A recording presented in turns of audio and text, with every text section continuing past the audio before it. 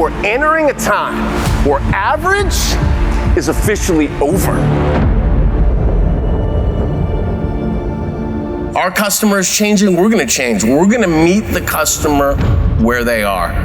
But wherever they are, what we have to get back to doing is winning those moments of truth, winning those moments of human connection, turning those transactions into relationships through a valuable experience. That's our competitive advantage. Ryan is one of us. He is an expert in sales and leadership. This is that moment where deep expert sellers who can convey and teach complex solutions focused on customer value win and win big. But what it takes is the fortitude to challenge your customer, to push them out of their comfort zone.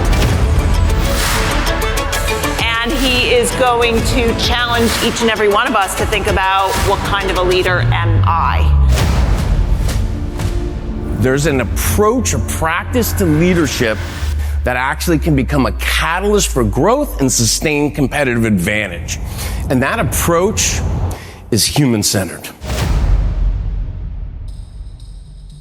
How many of you have purchased anything from Starbucks, let's say in the last 18 months? Raise your hand nice and high. Very addicted sales organization. We just proved that 95% of the coffee drinkers in this room consume coffee without any regard to price whatsoever. Customers do not buy on price. They will default to price in the absence of value, real or perceived, and a quality experience. That's on us. Honestly, it out-delivered everything. He came on campus, we talked, we felt really aligned in the messaging that we were hoping he could deliver. We shared a lot of who we are and what we're hoping to accomplish. And he took that away, clearly studied it, because when he came in, tears, laughs, smiles, just hit everything with such great alignment, connection, and synergy. Leadership isn't a job, it's a responsibility. And it's not about us. It's about humility, contribution, commitment, service, love, and helping other people become the best they are capable of being. You know, when I asked, hey, how many of you have received the gift of extraordinary leadership? And every hand in this room went up.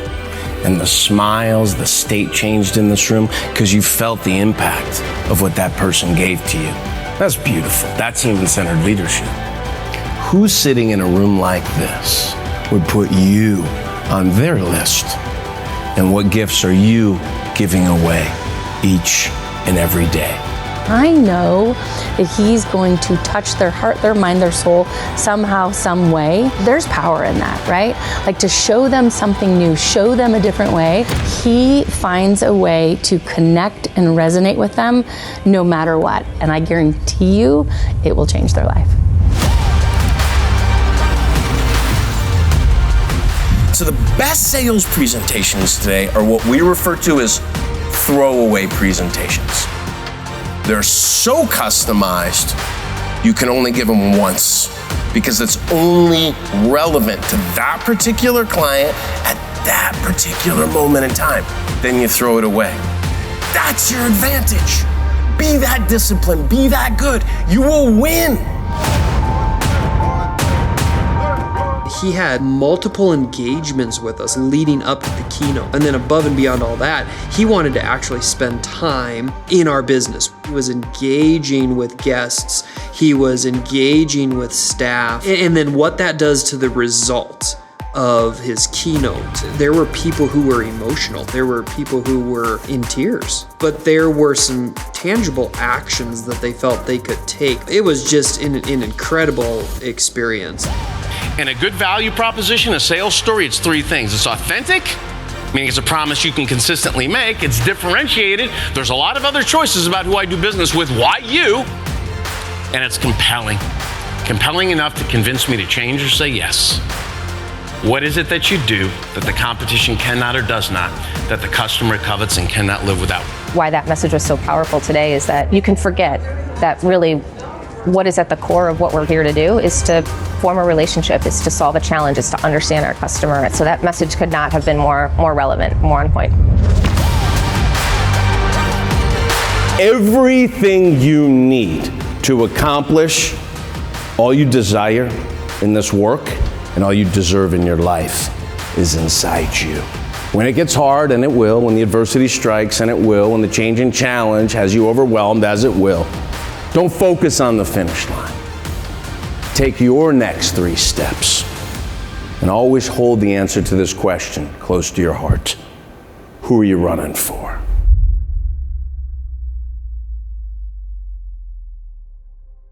She hands me the drink, and she said this to me. Ryan, have a safe trip back to Cleveland. Go create some special memories with your family. Then when you come back through the Minneapolis airport, I want you to stop right here and tell me all about it. I was like, what the hell? I got about 20 feet away.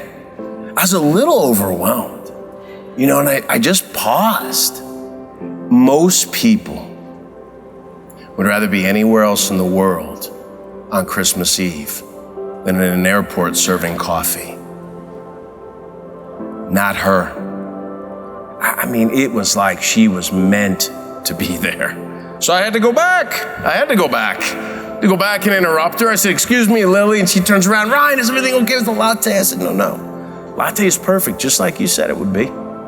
So I just had to come back and ask you, what is your secret to making such meaningful connections over serving coffee? She said, Ryan, I'm not serving coffee. I'm pouring happiness into people's lives. Yeah. She would have had no way of knowing this, but I was not in a good place.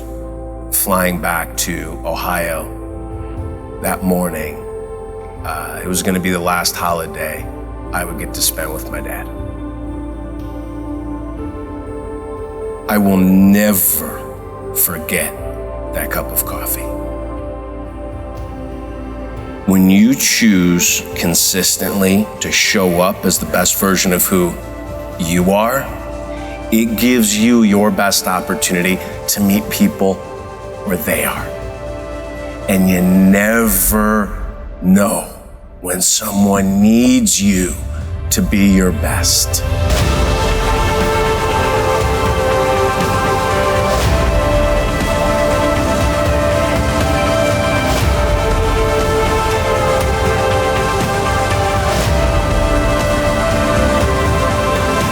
The most important minute of this meeting is Monday morning at 8:01. What are you gonna go do based on the week you spent here? What can you commit to? And the cool thing about the idea of owning that 8:01 moment is, 8:01 a.m. Monday is gonna roll around. And you can decide how to show up, you can commit to growth. 12 hours later, 8:01 p.m. is gonna roll out. And if you show up there in service of others as the best version of you, 8:01 a.m., win the day, 8:01 p.m., pour into the people you get to love and the people that love you back. That's success.